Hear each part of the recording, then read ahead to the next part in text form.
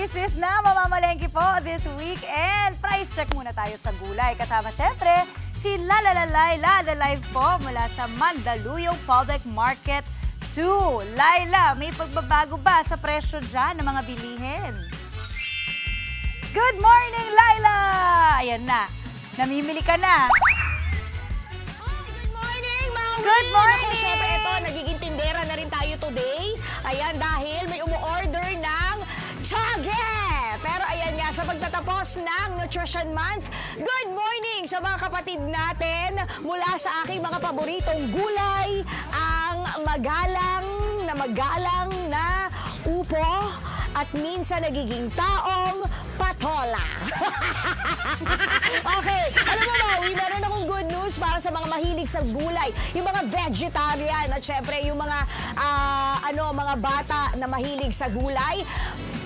Well, stable o walang paggalaw ang halos karamihan ng gulay pero meron talagang ilan na nagiging main character dahil bumaba ang presyo nito. Ayan ha, mamaya ikikwento ko at may isang pasaway na medyo mataas ang presyo. Mag-rundown muna tayo ng presyuhan dito sa Mandaluyong Public Market 2.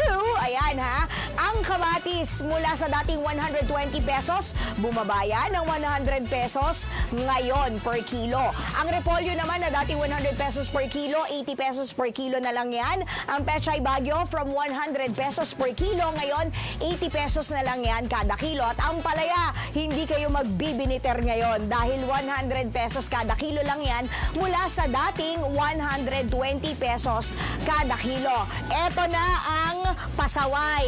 Etong talong na to, hindi tayo masyado makakapagtorta dahil tumaas siya ha, from 80 pesos last week kada kilo, ngayon 120 pesos na lang siya kada kilo. Tumaas siya ng 40 pesos. Ang kalamansi natin nananatili yan sa 120 pesos kada kilo at ang patatas, masarap mag mashed potato kung carry ng powers natin.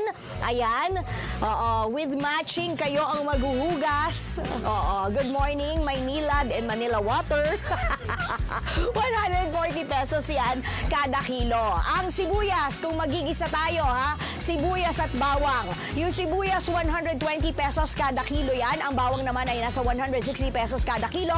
Ang carrots 120 pesos per kilo. Sayote ay 60 pesos per kilo. At ang kalabasa naman ay nasa 60 pesos per kilo. Okay, so yung mga bumaba natin na mga gulay, eto yung ating ampalaya, kamatis, repolyo at pechay bagyo. Anong dahilan? Dahil marami tayong supply. Ayan, sobra-sobra sa supply ang ating kamatis, ampalaya, repolyo at pechay bagyo. Kasi nagkasabay-sabay ng ani. At dahil ang kamatis ay ito ang kamatis, dahil ang kamatis mabilis mabulok, sinasadya na dahil sa oversupply o maraming ani, sinasadya na ibaba na ng mga farmers ang presyo ng kamatis para imbis na mabulok, maibenta pa rin. O, magsarasyado tayo. Alam niyo ba pwede itong tuyuin sa araw pagkatapos, kumbaga sun-dried tomatoes, tapos ilagay niyo ulit sa panggisa. O, di ba bongga? May tips na kayo agad.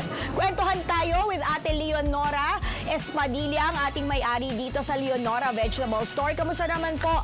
Ayan, ang ating bilihan ngayon. Marami po ba nabibili? Kaninang mga alas 6. Ako na po maghahawak para hindi ka mahirapan. Hawakan ko na lang yung kamay mo. Sige po, ayan. Kanina po may mga bumibili na, pero ngayon po wala na naman. Medyo rest kayo ngayon.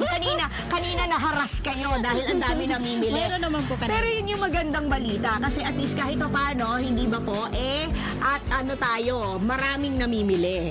Opo. Ayan, at dalawa ang stall ha, ni Ate Leonora.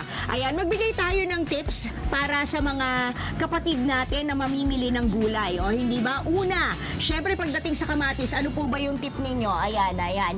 Yung mga kamatis. Kailangan bang pisil-pisilin yan? Baka magalit ka, hindi ba? Kailangan po yung medyo manibal.